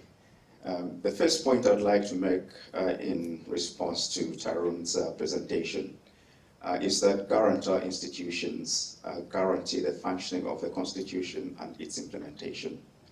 It's erroneous to label them as the fourth estate. That only catapults them in the path of the executive, which then tries to dominate and control them, as we saw in Kenya. But what is key in terms of constitutional design is to establish them as independent commissions and offices constitutionally, so that that status remains throughout and it cannot be disturbed. The final points I would like to make about the influence of the Indian constitution from directive principles of state policy that was adopted in several African countries, and now to national values. They've been translated into national values with characteristics of democracy, guarantor institutions, and the like. But the main difference between South Asia and Africa is that South Asia has maintained the parliamentary model of government, whereas Africa has moved away from it into the presidential, and with limitations in the presidential system, mostly hybrid, and not incorporating all of those. But I think it's a fascinating discussion. Thank you very much. Thank you. There was a gentleman here. Yeah. Hi. My question is for either Professor Ketan or Professor Samararatne.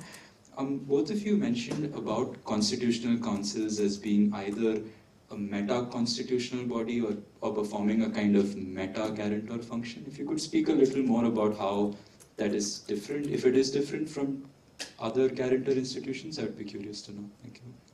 Great. So we'll now allow the panelists to answer. Yep. Shall we start with the question on Latin America? Tarun, do you want to start? And we'll quickly, please keep your answers brief. Sure. So on transplants, I think context really matters in terms of what the design looks like. And, I mean, I would not recommend sort of a lock, stock, and barrel transplant of any institution from any context to another, because, what will work in a particular context is very context specific. I mean, certain ideas of independence, of accountability, they are common, but how they play out in that moment in a particular place, I think really matter. Anti-corruption watchdogs are a double-edged sword, right? And they have frequently been weaponized or lent themselves to be weaponized to target political opponents as well. So, I mean, a captured guarantor is in some ways worse than not having a guarantor at all, because the ruling party can do its bidding while coming across as legitimate. Chaloka, thank you for those comments. I completely agree on the independence thing. I mean, yeah, the South Asia region has been lucky in sort of hanging on to parliamentarism largely, with Sri Lanka as, again, ping-ponging between the two. And I mean, there's so much else that's problematic about the presidential system anyway that I'm not sure guarantors can do very much about it. But anyway, and Kevin, I'll leave your question for Dinesha to answer, since she sits on one of them. Yes, sir, do you want to comment on any transplant or? I'll very quickly comment on the transplant anti-corruption thing. I think, so I'd be interested to think more about what are the actual transplants at work. But I think sometimes it's interesting to think about who is the messenger of sort of the idea of what global standards for anti-corruption should be. And in, I think, Pakistan's case in the 1990s, you very much have the World Bank, all these institutions sort of prescribing, corruption as the core ill, and political corruption as the core ill of these countries economically, right? And I think that was a very dangerous message, because ultimately it helped build a National Accountability Bureau, which is Pakistan's primary anti-corruption watchdog, with expansive powers to primarily deal with politicians, right? So that's what I mentioned when I said, the difference between using guarantor institutions to deal with what danger are they there to guarantee against. And in Pakistan, some of the guarantor institutions, inspired by or the language of good governance, anti-political good governance that kind of came from the World Bank, etc. That language was used to create a National Accountability Bureau who saw the problem being politics itself and political parties themselves and political elites. So, for example, they explicitly do not have the power to go after judges and military officials, right, for accountability, because the idea was politics, politicians, partisanship. That's where corruption happens, and that's where bad governance is created. And so again, the messenger being the World Bank, etc., ultimately created a very problematic kind of standard that was then used and weaponized in a very problematic way. So, yeah. Thank you. Danesha, did you want to come in and also make your comment about what you wanted to say? The question about meta-guarantor institutions, but also the question that was mentioned just now that Tarun briefly picked up on, which was presidential versus parliamentary forms of government, because no one who observes the region underestimates the remarkable achievement of the November elections in Sri Lanka.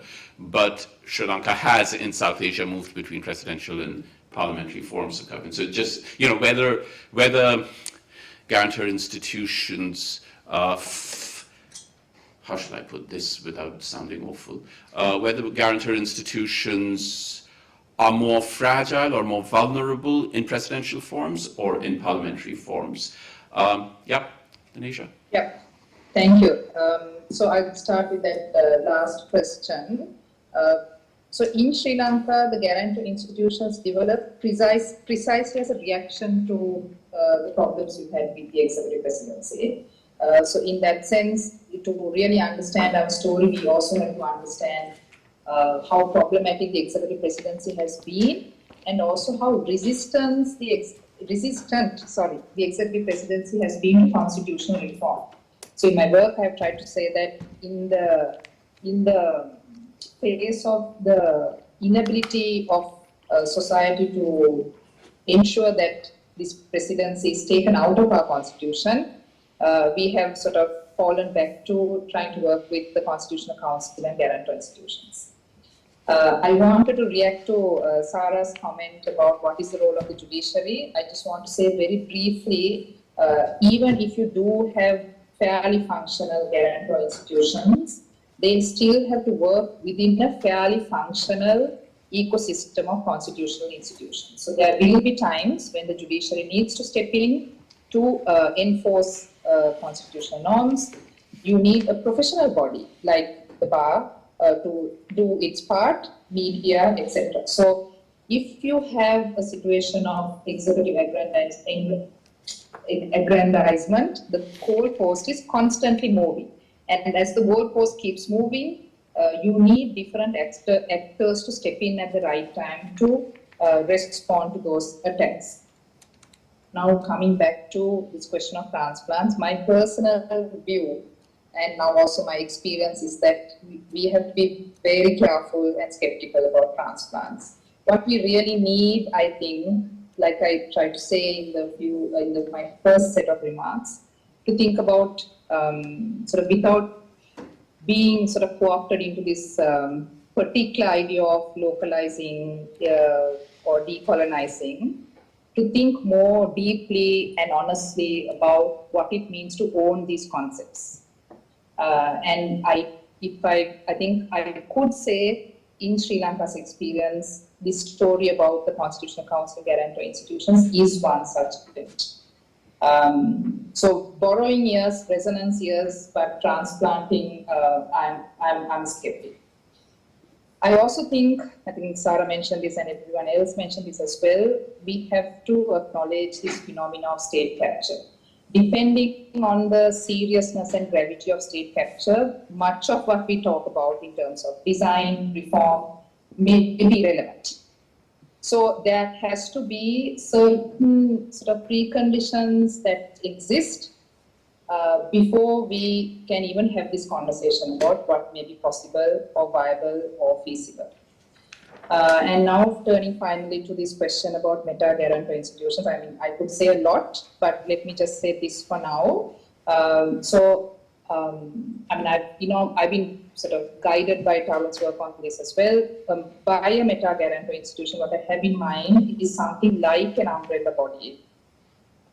And it could do the following. It can entrench, it can be another layer of entrenchment of all the sort of the conceptual points that Tarun made, both about the normative aspect, but also the design aspect. But in the practical sense, a meta-guarantor institution can give leadership to the development of what I hope to be describing eventually as guarantor thinking. I think there is something different in guarantor thinking from the dispensation we require either of the executive or the legislature or the judiciary. And I think I will refer to this quite briefly in his remarks. So norm development in our own specific context.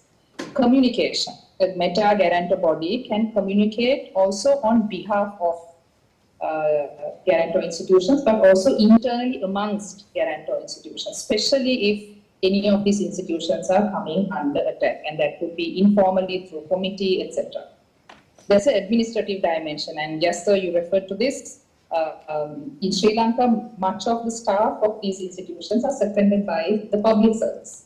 So depending on the tone and character of the public service, you can entirely, you can completely undermine the whole idea of a guarantor institution through its day-to-day stuff.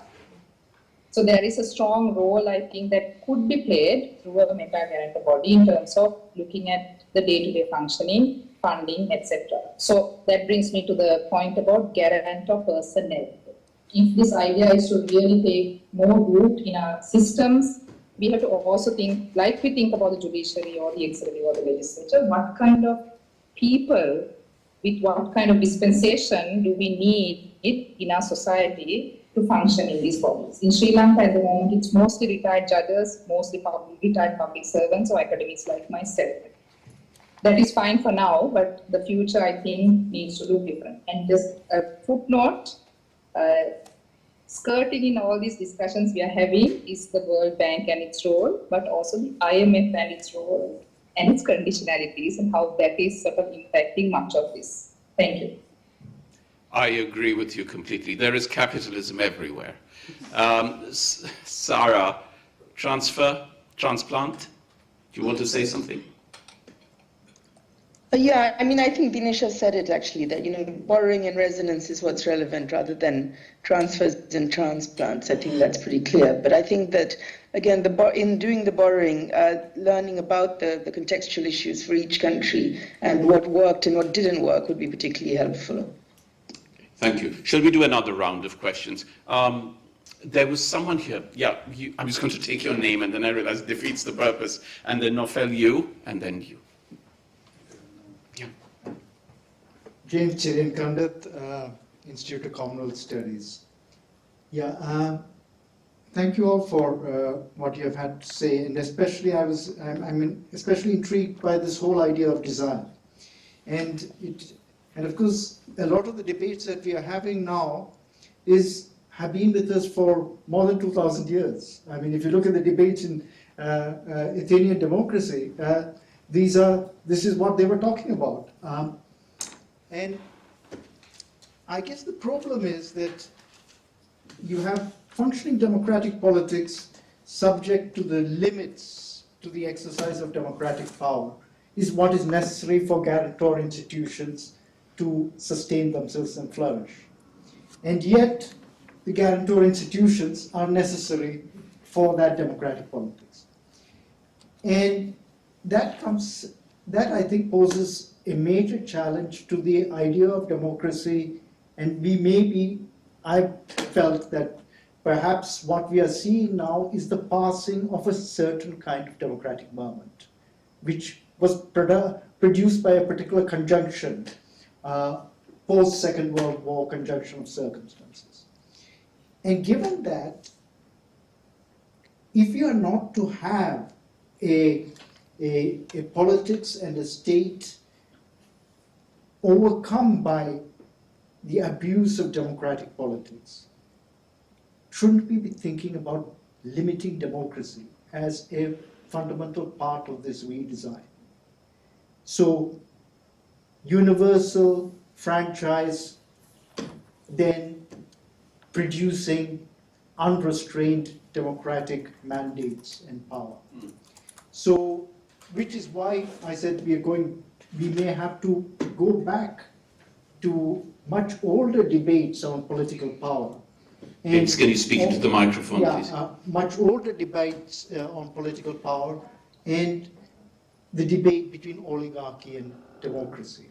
Now, so I guess then design goes much further than institutions and institutional forms, but a rethinking of how democratic politics has to be limited for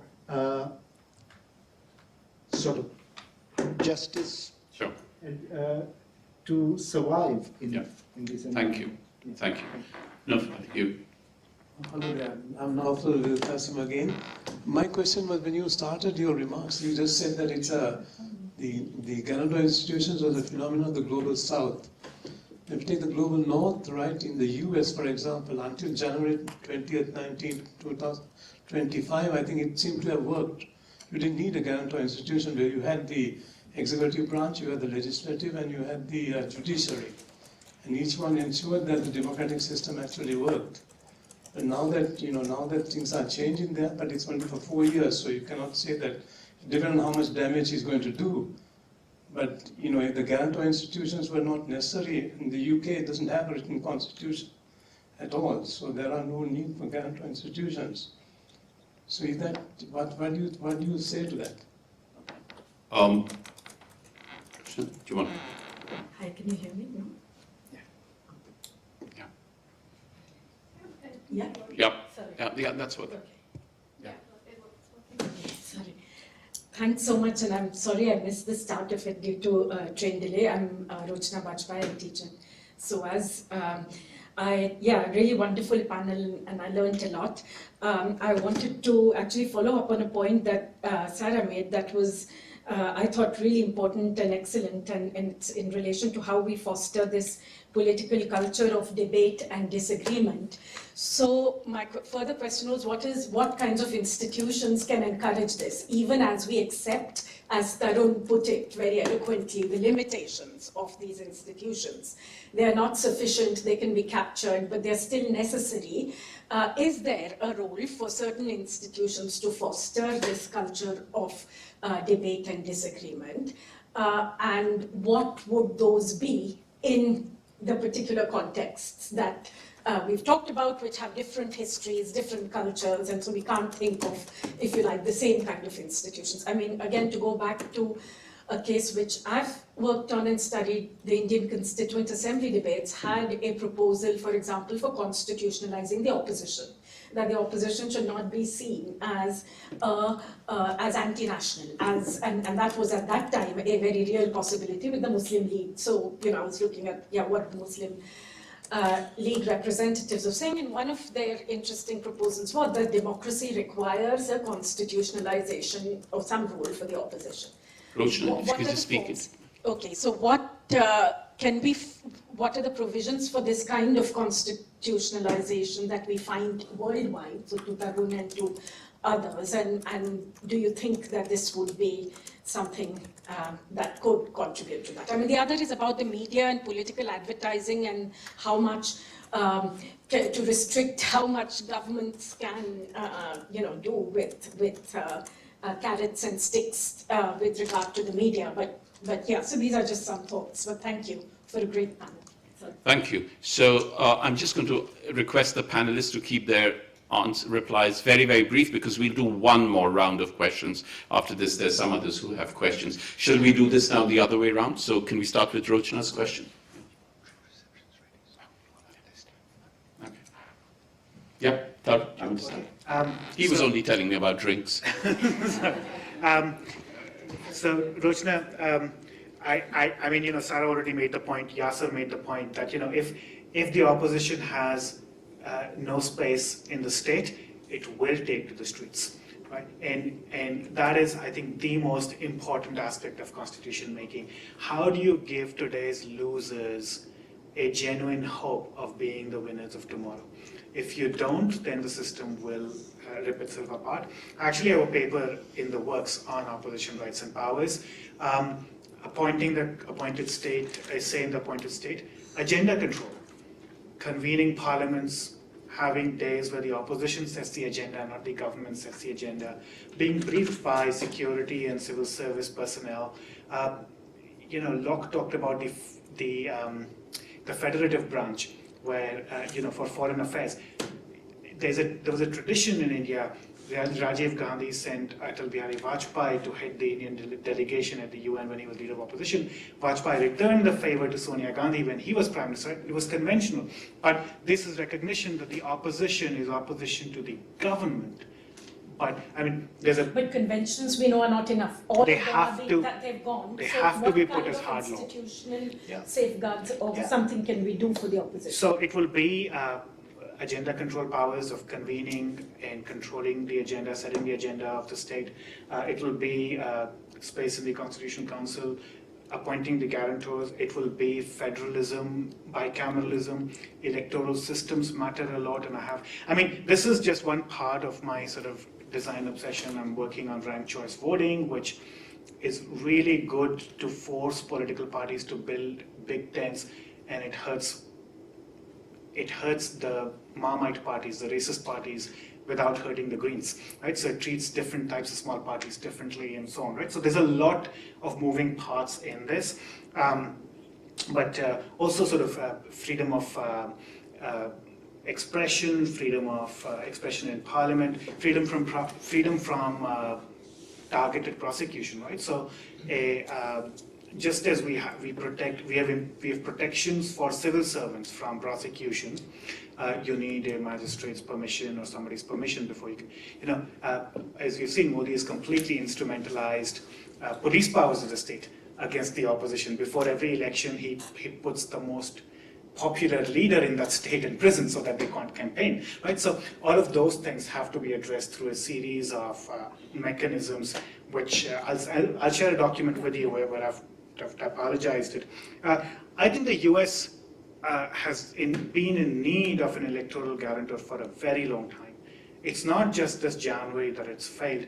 Gerrymandering has been rife and legal in the US for decades, right? And what do you expect when you allow the ruling party in every state to design constituency boundaries? Of course they come up with, many American states are effectively one-party states. So I don't think that the US did not need guarantors. The US has needed guarantors for a very long time and has just failed to do it. And the Supreme Court obviously has upheld partisan gerrymandering, right?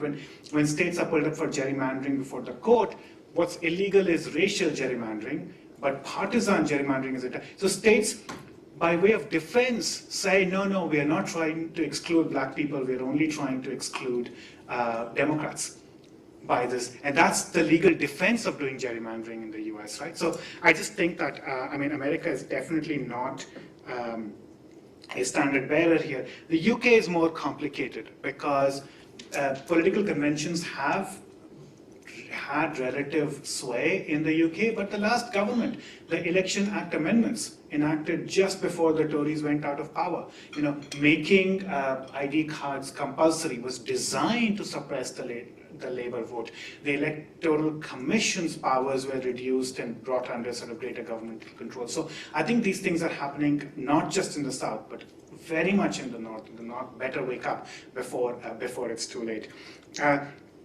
the aristocracy question, set the cat amongst the pigeons, right? By asking that question about the limits of democracy I think democracy is important, but I think it's not the only value we should care for. And the problem is that in the times we are living in, democracy has become the only legitimizing principle for every institution, right? I mean, very soon we'll start electing pilots who will fly our planes because, how dare you fly the plane if you're not democratically elected, right? So to bring back, maybe not oligarchy, but some notions of aristocracy in the literal sense of sort of governance of the best, right, of the excellent, which chimes with expertise, but it has to, democracy is, anyway, it's a complicated question, but I think what's embedded in your question is something important, which is we are living in interesting times, right? We're living where we all have a palpable sense that we are the cusp of something important. We don't know what that future will hold. It's looking extremely disastrous, right? But also it's a moment of hope because new ideas, there's nothing off the table. And which is why, so I'm working on a parallel project, which is a more value-led project of sort of constitutionalism beyond liberalism. I'm thinking about equality and belonging and fraternity in big ways, in some ways also thinking about your democracy question. Thank you. James, was your question particularly to Tarun, or would you like I'm just throwing it out there really about should we just be thinking about through a prism of democracy, or should we be thinking of post-democratic politics which can accommodate and include people, but without necessarily being dependent on the idea that you have the kind of democratic ideal that we have had for the last century or so. Okay, thank you. Sarah, can you hear us? I think we might have lost Sarah over there. Dinesha, would you like to come in just to respond very briefly to the 3 points, which is James's, which is too much democracy, post-democratic, new model of democracy? That was one. The other was that Nofel asked, which was United States, and what about the unwritten constitution of the United Kingdom? And then Rochna's question, which was actually more for Sarah. Yeah, thank you. So I see the development of guarantor institutions and even a meta-guarantor institution as an extension of the idea of democracy and representative democracy. I think they need to coexist. I'm, of course, it's difficult for me to articulate my ideas very clearly at this stage because I see the council and the guarantor institutions coming very much out of a democratic process that took place on the streets. And there's another story to be told, which I don't want to touch on, about the role of violence. Tarun spoke about the opposition going to the streets. In Sri Lanka, we also have a story of young people taking up arms because they didn't find the state resolving the substantive questions of equality and justice that they were dealing with. And these institutions in some way are linked to some of those experiences we've had. So I see this as a deepening of the democratic ideals. And then on the question of the opposition and the exchange or having the room, having the opposition at the table, I think helps to avoid the worst possible outcomes. But there are two other issues. One is that it does not still give us the conditions that we need to reach the best possible outcome. And now this is perhaps the idealist academic in me desiring the best possible outcome, that it's unrealistic to have that expectation. But that aside, in places like Sri Lanka, where majoritarianism is a very serious problem, even if you have the opposition at the table, there are still issues that are extremely politically sensitive, but extremely important for minorities, such as human rights issues, including disappearances, which you still not get addressed adequately. So I just want to add that to the exchange you had about the role of the opposition, which I agree about. I don't want to weigh in too much on the state of play in the US or in the UK, because in some ways I want to resist that, because the conversation is really here about what seems to be happening in this particular region and emerging out of it. And if we are to say this is really something that seems to be coming out of this region, then if it is to be traveling to other parts of the world, there has to be some organic way in which that happens, and perhaps we need others in the room to have that conversation. So I will sort of step back from that. Thank you. Great. Yasser, very briefly, please. It's okay. I'm happy to go to the Q&A. I don't want to stop the process. I can bring it. He's the cleverest of them all. All right. We've unfortunately lost the connection to Sarah. Unless there is anyone who has a specific question for Dinesha, we can continue the conversation outside over drinks. Is there anyone who has a specific question? Okay, great. Well, it now remains for me to thank everyone, to thank our speakers, Tarun Khaitan, Dinesha Samararatne, Yasser Qureshi, and Sarah Hussain, for participating. All of you for coming, attending, thank you very much. And a special thanks to LSE Law School for collaborating with us on this event. Thank you, and good afternoon. You're all invited to join us for drinks.